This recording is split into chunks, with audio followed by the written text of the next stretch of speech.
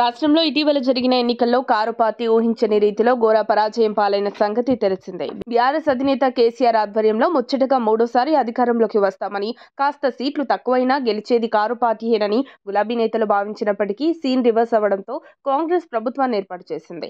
ముఖ్యమంత్రిగా రేవంత్ రెడ్డి ప్రమాణ స్వీకారం చేయడం అన్నీ చకచకా జరిగిపోయాయి. ఇదే క్రమంలో సీఎం రేవంత్ పాలనలో తనదైన మార్కు చూపిస్తూనే టీపీసీసీ అధ్యక్షుడిగాను తన బాధ్యతలను సమర్థవంతంగా నిర్వహిస్తున్నాడు. సీఎం రేవంత్ రెడ్డి ఓవైపు ప్రజాపాలన అందిస్తూనే మరోవైపు పార్టీని మరింత బలపరిచేందుకు సిద్ధమవుతున్నారు. త్వరలో జరిగే పార్లమెంట్ ఎన్నికల్లో కాంగ్రెస్ సత్తా చాటేందుకు కేసీఆర్ను దెబ్బ కొట్టేలా సరికొత్త వ్యూహాలకు పదును పెడుతోంది రేవంత్ సర్కార్. అందులో భాగంగానే CM, PCC chief Revanth Reddy సన్నాహక సమావేశాలు నిర్వహిస్తున్నారు. తాజాగా మర్రి చెన్నారెడ్డి మానవ వనరుల అభివృద్ధి కేంద్రంలో 5 జిల్లాల ఇన్ఛార్జ్ మంత్రులు, ఎమ్మెల్యేలతో ఆయన సమావేశమయ్యారు. సోమవారం జిల్లాల వారీగా ఆదిలాబాద్, నిజామాబాద్, మెదక్, మహబూబ్ నగర్, హైదరాబాద్ నేతలతో సమావేశమయ్యారు. ఇక ఈ నెల 26వ తర్వాత జిల్లాల పర్యటనకు సీఎం రేవంత్ రెడ్డి పయనమవుతున్నారు.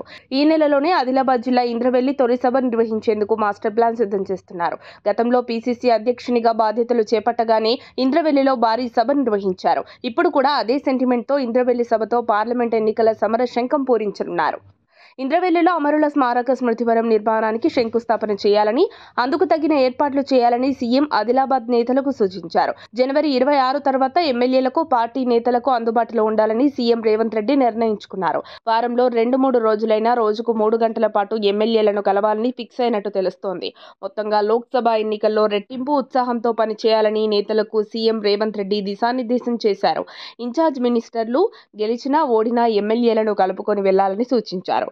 పార్లమెంట్లో 17 సీట్లకు గాను 13 స్థానాల్లో విజయం సాధించేలా కాంగ్రెస్ నాయకత్వం అడుగులు వేస్తున్నట్లు తెలియవచ్చింది. మరిన్ని అప్డేట్స్ కోసం మా కాయ్ టీవీని సబ్స్క్రైబ్ చేసుకోండి. మా వీడియో కనుక మీకు నచ్చినట్లయితే లైక్ చేయండి, షేర్ చేయండి. మీ విలువైన అభిప్రాయాలను కామెంట్ బాక్స్లో తెలియజేయండి.